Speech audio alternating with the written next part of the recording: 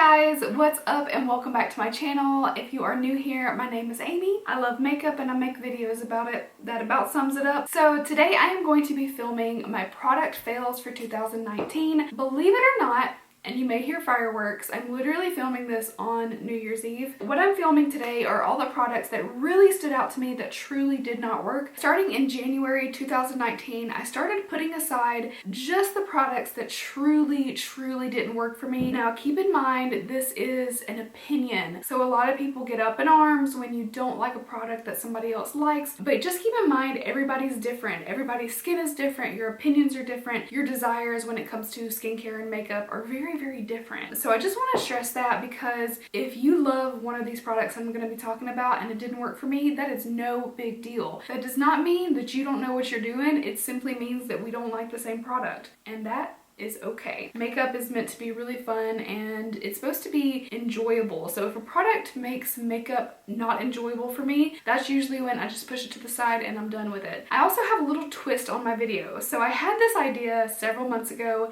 and I never put it together, but we're gonna start it now. Going forward, I'm really gonna put aside everything that doesn't work for me, and if I think it's bad for a certain reason, then I will let you know, and we're going to do it in a little bit of a different way. So I'm gonna be making a bad makeup cake. That's what we're going to start doing tonight. So throughout 2020, I will continue to add to this cake, and I'm going to be a little bit tougher this year. That's one of my goals, is to be a little bit more tough and descriptive and really dive into reviews and tell you what truly works about the product and what truly doesn't. And I will go from the best to the worst and in between, but I thought it would be a fun twist on doing this video. So without further ado, let's get into it. I'm first going to talk about two skincare items that you can get at the drugstore that really didn't work for me. So these are both from Wet n Wild. They came up with their pump line, and I saw like PR package. It was a really cool bag and I was so excited to try some things out. So I went out and purchased a few things. I just didn't get it. So the first one is the Personal Best Exfoliating Cleansing Balls. Little pastel balls. They kind of look like some cream mint or something like that. Wow, the fireworks is crazy right now, so I'm sorry if it's really annoying. So let me just tell you that the main ingredient in these is cornstarch.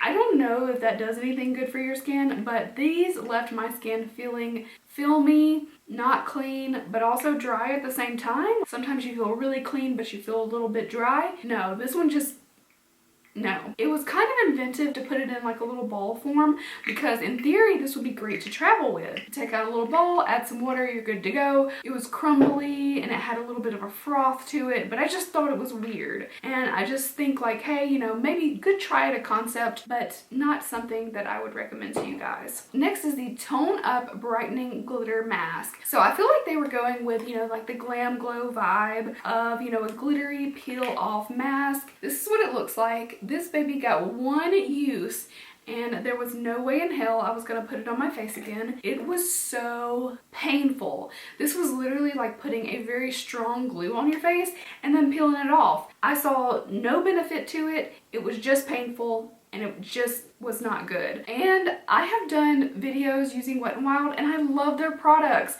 So I am not like happy to tell you that I don't like these things. They just really didn't work for me. If you've had a different experience, let us know in the comments below. Maybe you have a different skin type or, you know, preference in beauty products. Like I said, everything else is makeup. It's not that much. And yeah, let's go ahead and dive into it. First, we have something from HD Brows. It's High Definition Beauty. This is a Contour and Color Pro palette. So this is what it looks like. Looks like it could be, you know, pretty promising when you first look at it. When I first watched this, I was like, oh, this might be good. Like I felt like, oh, this contour color could work for me.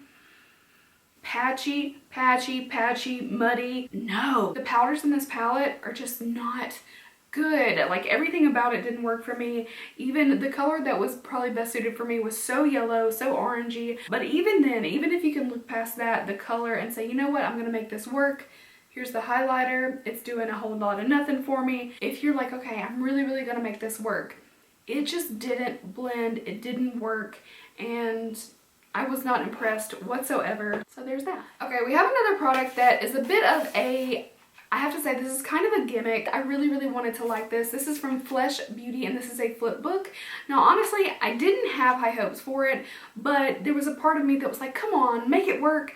And I felt like, I don't know, it was a cool concept. This is basically a flip book of little sheets of paper that have highlights, blush, and bronzer. The only thing about these is just like, there's no way to really control it. You have to basically put the sheet on your skin in order to get a lot of payout, but when you do, no. I tried to do a brush on the sheet and then put it on. It was just a mess either way that I tried it. And Flesh looked really intriguing to me. So when I saw this, I was like, yes, this will be a really fun video to do. It's gonna be different and who knows, maybe it'll work. It just didn't work. But you know, cool concept. It was a cool idea. Just bad. Sadly, I have one more Wet n Wild product and I love Wet n Wild. Like I love their like glossy liquid lips have been some of my favorite lips this year, but no. This bronzer, this is the Color Icon bronzer. I have the shade Palm Beach Ready. Now when you first see this, it definitely looks like a luminous bronzer. So I'll give you that, like definitely it looks like it's gonna be a luminous product, but you're expecting kind of like Tarte Park Avenue Princess, how that one's really bronzy but it's got a little glow. This one is basically a highlighter. It is so glowy, so luminous. Like I don't know how anyone thought that this would be a good bronzer. It's so glowy. It looks like a highlight for deeper skin tones. That being said, I bet this would look really pretty on some people. For me, I'm too fair for it, obviously, and it's very orangey, but it's so glowy. It's even more reflective in person, I think, than it is on camera, but it is straight up shine on the skin. I just feel like this goes way beyond a glowy bronzer, and I like luminous bronze. I'll use matte bronzers sometimes, but I'll also use really luminous bronzers, and I really tend to like them a lot. Whew, this one though, I put it on and it was like, wow, it's like I'm glowing everywhere. I look like an orange light bulb or something. It was just a lot. So I wasn't really impressed with that, but that is the last Wet n Wild thing, and hopefully they don't hate me after this because I like Wet n Wild, you know? Like I matter enough. Sadly, I have two things from LA Girl. So if you guys remember much earlier in the year, I did a full face of LA Girl products and there were a lot of good products in the video. I like the blush. I was impressed with their eyeshadows. The mascara did pretty well. The lip was pretty. There were so many things that I thought were good. These two, first is the Shady Slim Brow Pencil. I got the shade Soft Brown. I thought this would be like maybe a good dupe for Brow Wiz. That's what my hope was, but this one just did not perform. So the main thing I noticed, light pressure doesn't do a lot. You have to really kind of lean into it and then you get some color payout, if that makes sense. But maybe if you're interested, go with a darker shade because you have to apply a lot of pressure to get your color payout. But what I really didn't like about this is that it was super crumbly. I started using this pencil and it was like falling apart. Now, I could also say maybe this pencil got dried out for some reason. Maybe. But even now, it's not really that dry. Like, I can still use this, but you know, I could look past it. Maybe I just got a bad pencil. It happens. But what really was the last straw was that this pencil basically just like left my eyebrow throughout the day. That's not something I have trouble with. Like, even with a luminous foundation and setting spray, usually my brows stay in place. With this one, my brows were so patchy looking by the end of the day that I was just like, what just happened? It looked like I had been rained on and then wiped my brow away. It was kind of weird. Just not impressed with this. Granted, LA Girl is super affordable, but some of their products are really great. So take that as you will. One more thing from them, I got the LA Girl Fine Line Long Lasting Fine Tip Liquid Liner. It is a kind of fine tip, but the problem is this felt tip is so short and then the base of it is very wide and comes up really far onto the tip. So basically, if you look at the height of that, you don't have much room to work with. Also, the tip is a little bit more stiff. The little tiniest point of it will bend, but there's not a lot of give throughout. So you can't like flick a nice line. It's just harder to use because the base comes out so close. So even with that, I could get past it. It looks really black when you swatch it. I was at first really excited and I said, you know, I'm gonna make it work. Look at this really nice black liquid liner. It's okay. maybe I want a chunkier liner, and I'll go for it for the day. This one literally runs if your eye waters, if you even have a little bit of oil on your skin. Don't you dare cry while you wear this, but it just did not last. Like, it doesn't say it's waterproof, but it says long lasting, and it's not long lasting. If there's even a slight bit of humidity in the air, it is going to run on you. It was like runny, smudgy, and I'd never really had that problem with a liquid liner before, even ones that weren't waterproof. But it looked so gorgeous at first that I was like, maybe I can make this work. But it just didn't look good throughout the day. Like, it wore really quick. Any moisture at all, and it's just like gone, it's dripping. And I remember the day that I did the video using all these products, I cried, and it was literally like an epic downpour of tears, and it was black. I looked like Alice Cooper. But as liquid liners go, there's so many good liquid liners out there that you can grab. Maybelline has a great one. LA Splash has a great one. There's a lot of others out there that you can get that will do a much better job. While we're talking about eyeliners, I have a random one from Trish McAvoy. This is an intense gel eyeliner. So this, I will tell you this, it is super black and intense, and when you first put it on, you're like, wow, that is like the most epic black ever. This does not last. It doesn't stay put. It doesn't matter where you use it, because the first time I used it, I think I put it in the waterline. It like really went away super quick. It was like in the corner of my eye, but I thought, you know, it's fine. That's in the waterline. That's different. I put this above, below, anywhere that I put it, it was smudgy, messy, and then it didn't stay opaquely black, which is crazy. When you first swatch this on, it is like super black. And Trish McAvoy is really expensive, so I probably won't try any more Trish McAvoy, honestly, even though there's probably good things in the line. It was like my first experience, and I wasn't excited by the product range anyway. We have another brow pencil. This one is the Brow Gal by Tanya Crooks. Now, I've had, is it the powder from her that I thought was decent? I wasn't overly impressed, but you know, I thought it was pretty good.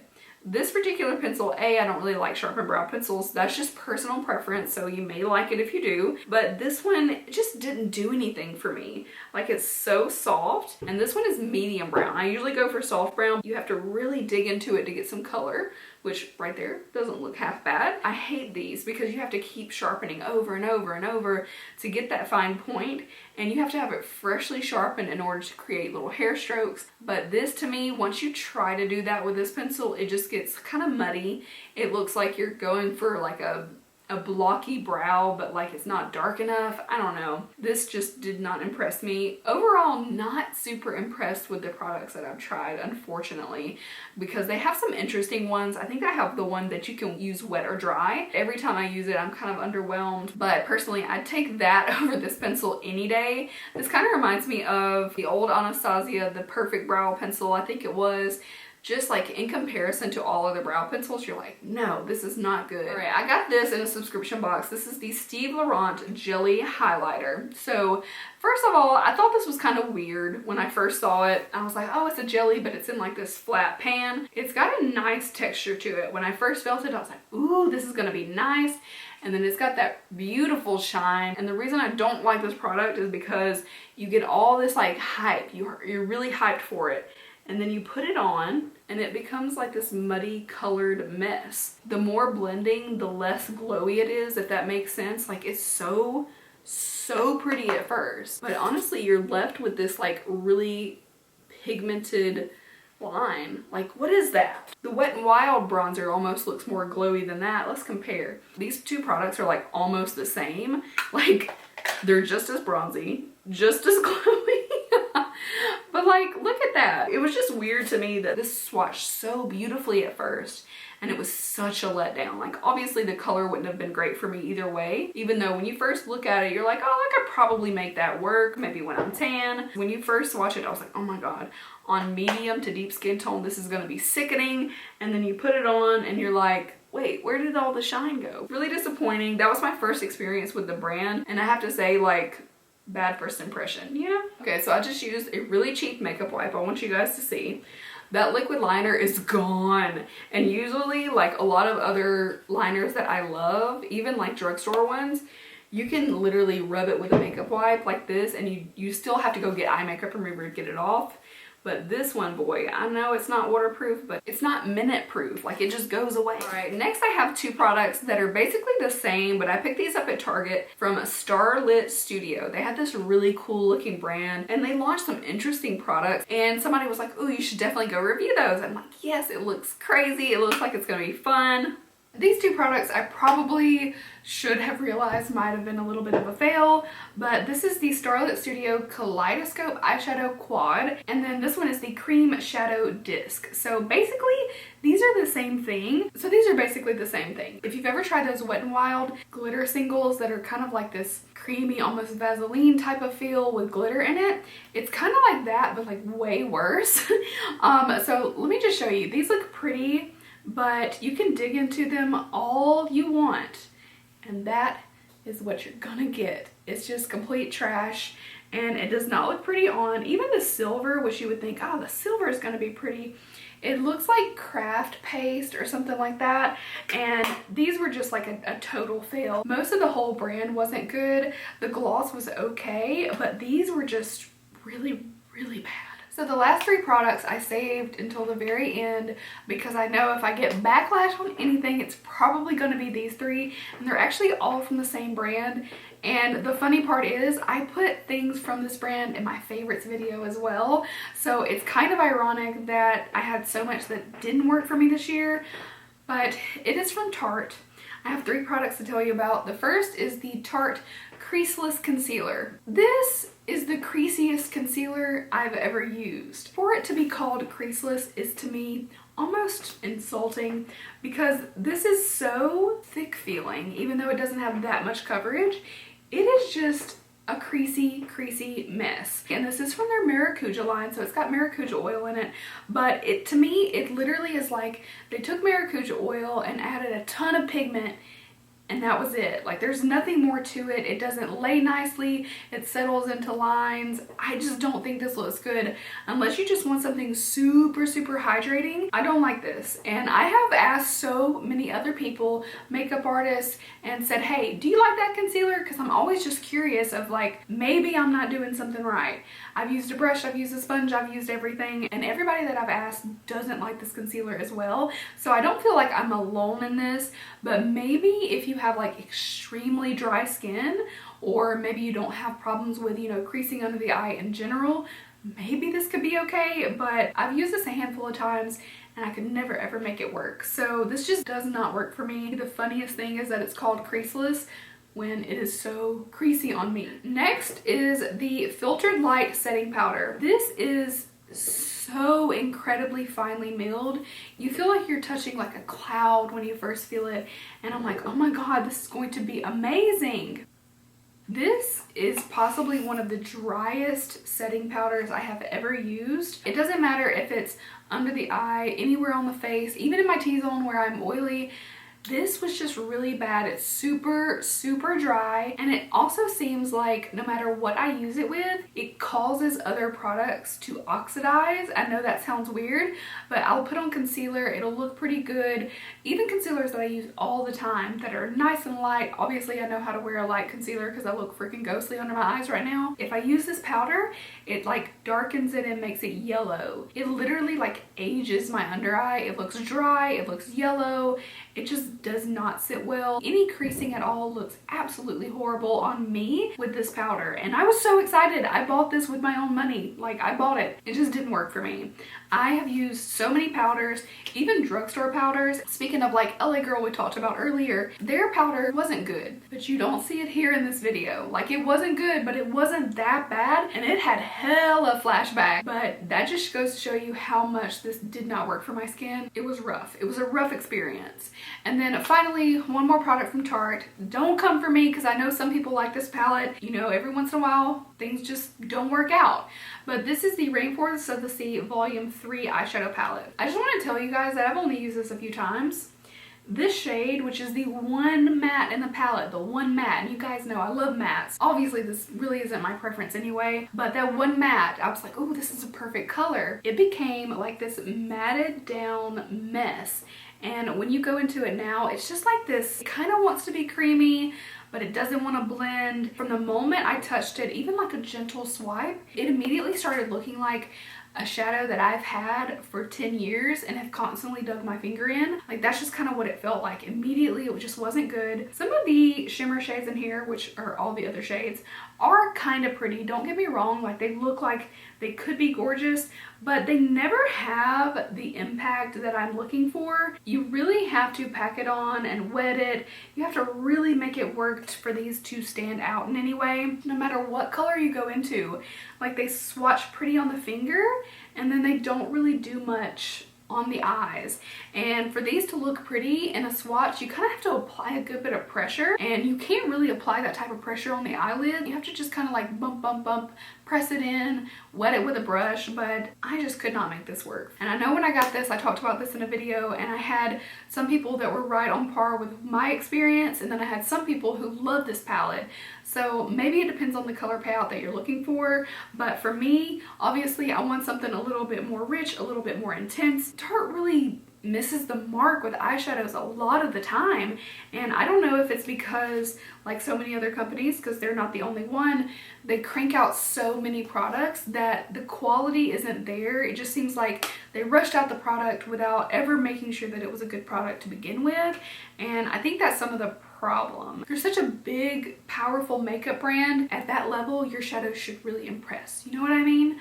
So at any rate, I hope you guys enjoyed seeing my fails for 2019. And just a reminder too, it does not matter if we have different opinions on these products. It doesn't matter to me at all. If you disagree with me on product choices, that's totally fine. We're all different, and I just want to put that out there and say thank you so much for watching. Whether you agree with me, disagree with me, it doesn't really matter. You know what I mean? But as for 2019, I'm over it. We need to go on to a new year, a better year, and we will continue to make this cake. And by the end of 2020, I think that this cake will be fully iced with makeup that I hate. Thank you guys so much for watching. I hope you have an amazing 2020, and I will be seeing you really soon in my next video. Bye!